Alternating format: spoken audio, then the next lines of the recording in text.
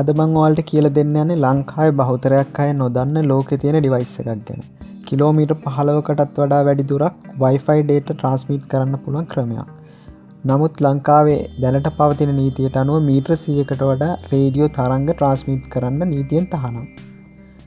නමුත් මම මේ වීඩියෝ එක කරන්න හදාස් කළේ ලෝකේ තියෙන මේ වගේ ඩිවයිස් ගැන ඔයාලට කියලා දෙන්නයි. අනිත් හේතුව වැරදිලාවත් මේ වීඩියෝ එක දේශපාලඥයෙක් හරි භාගකීයතු නිලධාරියෙක් හරි බලලා TRC එකෙන් తాවකාලිකව හරි අවසරයක් ලබා ගන්න පුළුවන් නම් ඒක ගොඩක් වටිනවා කියලා හිතමින් ඉඳා. ඇත්තටම සිග්නල් නැති ප්‍රදේශයකට ඇත්තටම දුර කිලෝමීටර් 10ක් 15ක් වගේ දුර ඉන්න කෙනෙකුට උනත් මේ හරහා ඩේටා ලබා ගන්න පුළුවන් වෙන හින්දා. අඩුම තරමේ කොරෝනා ප්‍රශ්නය ඉවර වෙනකම්වත් මේ උපකරණය භාවිතා කරන්න රජයෙන් අවසර අරන් දෙන්න පුළුවන් නම් කාට හරි ඒක ලොකු දෙයක්. එක අඩුම තරමේ යම්කිසි කාලයක් මේ කොරෝනා ප්‍රශ්න ඉවරනකම් මේ ඩිවයිස් ටික පාවිච්චි කරලා ඊට පස්සේ ප්‍රශ්න ඉවරනම් මේ ඩිවයිස් ටික රජයට පාර දෙන පොරොන්දුව මත හරි අවසර ගන්න පුළුවන් නම් ඒක මම මේ කියන්නේ ලෝකේ තියෙන අලුත් තාක්ෂණයක් ගැන නෙමෙයි. මේක ගොඩක් කල් ඉඳලා ලෝකේ පාවිච්චි කරනවා. මමත් මේක පාවිච්චි කරා. මම මියන්මාරේ වැඩ කරනකොට අපේ ඔෆිස් එකේ තිබුණ අන්ලිමිටඩ් ඉන්ටර්නෙට් කනෙක්ෂන් එකක්. ඒක අපි රෑ වෙලාවට රෑට කවුරුත් පාවිච්චි කරන්නේ නැහැ. ඉතින් අපේ ඇකොමඩේෂන් දෙකකට ඒකේ ඔෆිස් එකේ තියෙන අන්ලිමිටඩ් ඉන්ටර්නෙට් කනෙක්ෂන් එක ෂෙයා කරන්න තමයි මේක පාවිච්චි කරේ. ඒ තැන් දෙක තිබුණේ ඔෆිස් එකේ ඉඳලා කිලෝමීටර් 4ක් වගේ දුරින් තිබුණේ. මේ ඩිවයිස් එක මම පාවිච්චි කරේ එක TP Link CPE810 කියන එක. ඒ වගේ මෙයාලගේ TP Link එකේත් කිලෝමීටර් ට්‍රාන්ස්මිට් කරන්න දුර පුළුවන් දුර අනුව ඩිවයිස් කිහිපයක් තියෙනවා. ඒ ටික මම මේ පින්තූර වල දාලා තියන්නම්. ඒ වගේම මේ වෙනත් නිෂ්පාදකයොත් ඉන්නවා මේ වගේ මීට වඩා දුර ට්‍රාන්ස්මිට් කරන්න පුළුවන් Wi-Fi ඩිවයිස් වෙළඳපොළට එකතු කරපු කට්ටිය ඉන්නවා. මේකේ මේ ඩිවයිස් එකේ තියෙන විශේෂත්වය වෙන්නේ මේකේ තියෙන high gain antenna එකක්. ඒ antenna එකේ හින්දා තමයි මේකට ගොඩක් දුරට සිග්නල් ට්‍රාන්ස්මිට් කරන්න පුළුවන් වෙලා තියෙනවා. අපේ ගෙවල් වල තියෙන Wi-Fi router එකේ තියෙන්නේ ගොඩක් අඩු gain එකක් තියෙන antenna එකක්. ඒකෙන් තමයි ඒකේ data මීටර 100ක් වගේ දුරට ට්‍රාන්ස්මිට් වෙන්නේ. මේ උපකරණයෙන් පුළුවන් point to point link එකක් දාන්න. ඒ කියන්නේ එක තැනක ඉඳන් තව තැනක link එකක් දාන්න. නැත්නම් point to multi point පුළුවන්. මේකේ අර antenna beam width එකක් තියෙනවා. අපි හිතමු අංශක එක 45ක් කියලා. ඒ 45 ඇතුළත තව point කිහිපයක අපිට receiver දාලා අර පළවෙනි එකෙන් transmit කරන data අනිත් ඒවායින් ගන්න පුළුවන්. මේක කරන විදිය පැහැදිලි කරලා දුන්නොත් අපි හිතමු දැන් ඔන්න ඔයා ඉන්න ගෙදරට වඩා කිලෝමීටර් 10ක් දුරින් තමයි ඉන්ටර්නෙට් තියෙන්නේ. ඔයාට කිලෝමීටර් 10ක් වගේ දුර තමයි ඔයාගේ ගියේ තියෙන්නේ. එතකොට ඔයාට කිසිම හේතුවකින්ද ඔයාට ඉන්ටර්නෙට් ගන්න බෑ. SLT එකේ ලයින් අදින්නත් බෑ. ටවර් එකකින් 4G සිග්නල් ඔයාට එන්නෙත් නෑ. එතකොට ඔයාට තියෙන විසඳුම තමයි ඔයාට වඩා කිලෝමීටර් 10ක් වගේ දුර තියෙන ඔයාගේ හිතවත් ගෙදරකට ගන්නවා Wi-Fi හරි DIalog හරි SLT හරි ලංකබෙල් හරි SLT හරි කාගේ හරි Wi-Fi connection එක ඉන්ටර්නෙට් connection එක. එතනට ඔයා එතන යම්කිසි තැනක උඩින් ඔයා high කරනවා මේ කියන මේ TP Link CPE device එක. ඒක high කරලා එතන තියෙන device එක ඔයා config කරනවා access point එකක් විදියට. ඊට පස්සේ ඔයා කිලෝමීටර් 10ක් දුරින් ඔයාගේ ගෙදර high කරගන්නවා මේ device එක. high කරලා ඒක config කරනවා client device එක විදියට. ඊට පස්සේ එතනින් එන කේබල් එක ඔයාට එතනින් ඒ ඩිවයිස් එකේ නම් cat5 කේබල් එකක් එනවා. ඒ කේබල් එක ඔයාගේ කෙලින්ම ලැප් එකට ගහලා ඉන්ටර්නෙට් පාවිච්චි කරන්න පුළුවන්. නැත්නම් ඒ කේබල් එක ගහන්න පුළුවන් ඔයාට Wi-Fi repeaters තියෙනවනේ. Ethernet කේබල් එක ගන්න repeater එකක් අරගෙන ඒක config කරලා ඔයාට එතනින් ඉන්ටර්නෙට් ගන්න පුළුවන්. ඒ කියන්නේ ඔයාට උඩරෙම කිලෝමීටර් 15 20 වෙනකම් වගේ මේවා පාවිච්චි කරන්න පුළුවන්. මේක ලංකාවේ සල්ලි වලින් ඩොලර් 60ක් වගේ මම ඔය මේ වෙබ්සයිට් එකකින් බැලුවම තිබුණේ. හැබැයි ලංකාවේ මේක ගන්න නෑ. රටින් ගෙන්න ගන්න වෙනවා. අර මම කිව්ව නීතිමය ප්‍රශ්නත් ලොකුවට තියෙනවා.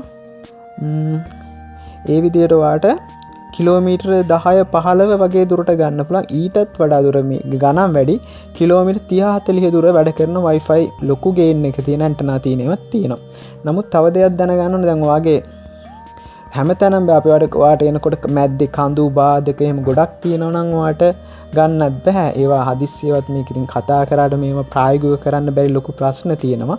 එහෙම ප්‍රායෝගිකව කරන්න පුළුවන් තත්යකට මේ වැරදිලා පත් වුණොත් මේ තත්ත්වය ගැන සලකා බලලා හරි ඊට පස්සේ මම වීඩියෝ එකකින් කරලා දෙන්නම් අපිට මේකේ ලින්ක් බජට් එක කැල්කියුලේට් කරන්නේ කොහොමද, ඊට පස්සේ මැද තියෙන කඳු බාධක ගැන කොහොමද ඒකේ විස්තරයක් ගන්න. කියන්නේ මේකේ එලිවේෂන් ප්‍රොෆයිල් එක කොහොමද ගන්නෙ, ඒ වගේ ඒ ටික මම වෙනම් පැහැදිලි කරලා වීඩියෝ එකක් කරන්නම්. එහෙමනොත් මම මියන්මාරදී මේ ඩිවයිස් එක ඉන්ස්ටෝල් කරපු විදිය තියෙන පොඩි වීඩියෝ ක්ලිප් එකකුයි ෆොටෝස් කීපයක තියෙනවා. මම ඒ ටිකක් දාන්න. ඒ රටේ මේවත් අහනන්න, ඒ වගේම VoIP IP ෆෝන් උත් අහනන්න. මම ඒ රටේදී IP ෆෝන් වගේකුයි VoIP ගේට්වේ එක වෙන VoIP සර්වර් එකකුත් ඉන්ස්ටෝල් කරා ඒ රටේදී. අපේ රටේ ඇත්තරම අපේ රට ගැන හිතලා වෙන්න ඇති මේ වගේ නීති දාලා තියෙන්නේ. ඒ ගැන නම් මම මුකුත් කියන්නේ නැහැ. ඇත්තටම මේ වගේ දේවල් භාවිත වෙනකොට තද නීති පද්ධතිය රටේ තියෙන්න ඕන. ඒක මම අනිවාර්යෙන් පිළිගන්නවා. නමුත් මේ තත්ත්වය හැටියට මේකට කවුරු හරි අවසර ලබාලා දෙනවා නම් ඒක ලොකුම දෙයක් කියලා මම විශ්වාස කරනවා. මේක ඉන්ස්ටෝල් කරන හැටි මම වැඩිපුර කතා කරන්න බලාපොරොත්තු වෙන්නේ නීතිමය ප්‍රශ්නෙත් එක්ක. මේ වගේ CPE ඩිවයිස් දෙකක් ඕන. ඒ ඩිවයිස් දෙකත් එක්ක හම්බෙනවා PoE power adapter දෙකක් හම්බෙනවා. ඒ power adapter එකේ ඉඳලා Ethernet cable එකක් ගහන්න ඕනේ CPE ඩිවයිස් එකට. ඒ වගේම අනිත් පැත්තටත් කරන්න ඕනේ. ඒකේ තව port එකක් තියෙනවා LAN port කියලා. ඒකට අපි හිතමු එක පැත්තෙන් ආට ඉන්ටර්නෙට් ලබා ගන්න පුළුවන් පැත්තේ router එක plug කරන්න ඕන. අනිත් CPE එකේ ඔයා ඉන්ටර්නෙට් රිසීව් කරන්න බලාපොරොත්තු වෙන රිමෝට් ලොකේෂන් එකක් කිලෝමීටර් 10ක් හරි 15ක් හරි තියෙන ලොකේෂන් එකේ වාට ඒ කේබල් එක කෙලින්ම ලැප් එකට හරි ඒ අවුට්පුට් කේබල් එක Wi-Fi රිපීටර් එකකට හරි ගහගන්න පුළුවන්. මේ ඩිවයිස් එක යම්කිසි උසකින් හයි කරන්න ඕන. පොළවේ තියෙන ගස්වල බාධාන ලොකු ප්‍රශ්නයක් නැහැ.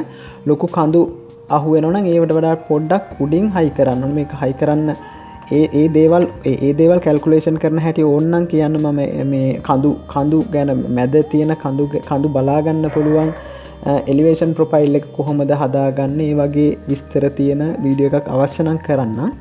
ඒ වගේ මම ඩිස්ක්‍රිප්ෂන් එකේ ලින්ක් එකක් දාන්නම්. TP link එකෙම මේක ඉන්ස්ටෝල් කරන්නේ කොහොමද කියලා යාලා කරපු වීඩියෝ එකක් වෙබ් බ්‍රවුසර් එක ඕපන් කරගන්න. ඒකේ CPE එකේ IP address එක type කරගන්න. මේකේ IP address එක 192.168.0.254. ඔයාගේ කම්පියුටරෙන් මේ රේන්ජ් එකට IP address එක දාගන්න ඕන. user name එක admin, password එකත් admin. agree කරලා ඔයාගේ region එක තෝරන්න. මම මේ වෙලාවේ test mode එක තෝරගෙන තියෙන්නේ. click කරන් login button එක. දැන් ඔයා device එකට log වෙනවා. දැන් password එක අලුත් password එක change කරන්න කියලා කියනවා. password එක change කරන්න නැතුව යන්න දෙන්න ඉස්සරහට.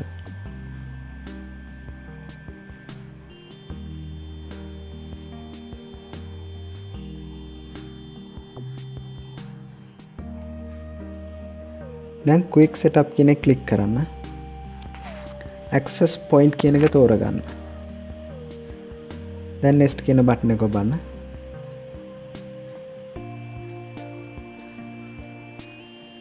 next කරන්න. මෙතන SSID එක කියන්නේ router එකේ නම. අර search කරාම පෙන්නන නම මෙතන කැමති නමක් දෙන්න. අනිත් setting වෙනස් කරන්න යන්න අවශ්‍ය වෙන්නේ නැහැ. security එක මාරු කරලා එතෙන්ට password එකක් දෙන්න. දැන් ඔයා transmit කරන්න බලාපොරොත්තු වෙන කිලෝමීටර් ගාන ආසන්නවද මෙන්න මේ max stream කියන එක එබ්බුවට පස්සේ වෙන කට්ටිය මේ device නැති කට්ටියට මේක search වෙලා පෙන්වන්නේ නැහැ. දැන් finish කියන button එක ඔබන්න. දැන් මේක configure වෙලා ඉවරයි. access point එක. access point කියන්නේ ඔයාගේ internet connection එක connect කරන්න බලාපොරොත්තු වෙන main device එක.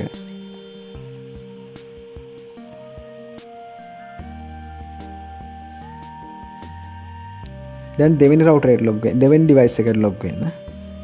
ඒකෙත් අර වගේමයි admin password එකත් admin.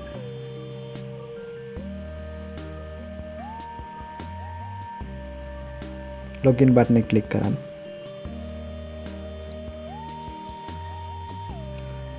අලුත් password එකක් දෙන්න.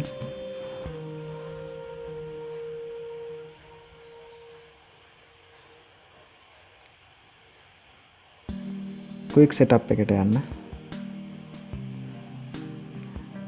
client mode එක තෝරගන්න. නෙක්ස්ට් කරන්න. මෙතන ඔයාලට IP address එක වෙනස් කරන්න යනවා. එකම IP address එක device දෙකකට තියෙන්න බැරි හින්දා. ඔයාලට මේ වගේ client device කීපයක් වුණත් configure කරන්න පුළුවන්. එතකොට දැන් මේක search කරන්න, survey කරන්න. එතකොට ඔයාලට අපි configure කර device එකයි තව device තියෙනවා නම් ඒවත් පෙන්වන්න ගන්නවා.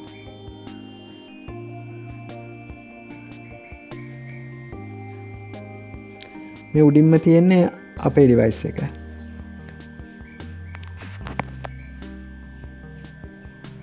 හරි කනෙක්ට් වුණා. දැන් මෙතන අපි කලින් access point එකට දැම්ම password එක type කරන්න.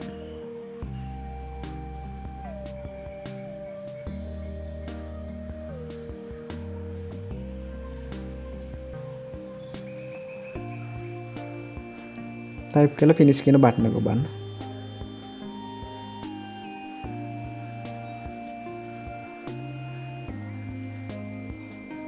දැන් ආයෙ router එක log වෙන. දැන් බලන්න IP address එක change වෙලා තියෙන්නේ. username එකයි අලුත් password එකයි ගහන්න.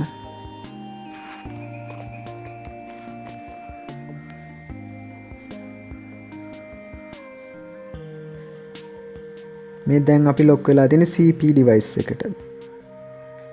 client device එකට log වෙලා තියෙන්නේ. දැන් බලන්න තව ටිකකින් පෙන්නයි signal strength එක කොච්චරද කියලා. දැන් මගේ signal strength එක හොඳම ගානක තියෙනවා -33ක. ඔයාලා මේ device දෙක කියන්නේ ලොකු උසක යම්කිසි උසක high කරලා දෙක මූණට මූණ හරවන්න ඕන එක align offside තියෙන විදියට. ඒ විදියට හරවලා උඩරිම signal strength එකක් ගන්න බලන්න. දැන් pin test එක කරන්න හදන්නේ. මගේ අධ්‍යාපනික වීඩියෝ දාන ලයන් EDU කියලා channel එකක් තියෙනවා. ඒකයි මේකයි දෙකම අමතක කරන්න නැතුව subscribe කරන්න.